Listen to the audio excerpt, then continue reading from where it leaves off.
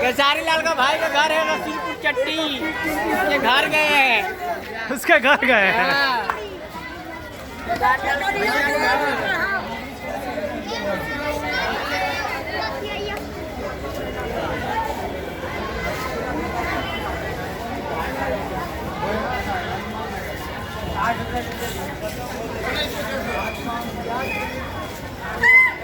हम तो लेकिन हमारा घर पता है कि सारी लाल को हम जानते हैं।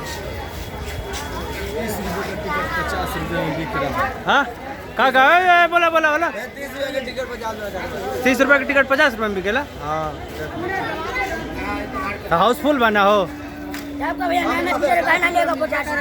हाँ 30 का टिकट रही तो 50 के मिली ना भाई, हाउसफुल रही तो केसरिया पेन है 150 लेगा तो दे दूँ। 150 लेगा, 150 लेते 150 दे में 200 लेगा तो बहन तो 200 देंगे। बढ़िया बात है। भाई का नंबर है साल भर में हम पर यहाँ पर हुआ जो हंसा के माचिस के दिलिया पर आजा, कभी गाना आएगा।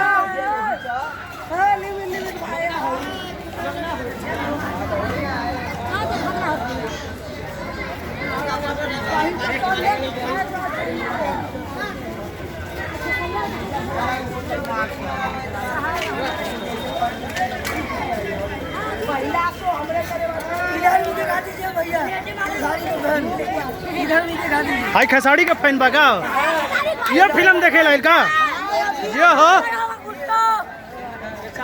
फिल्म देखने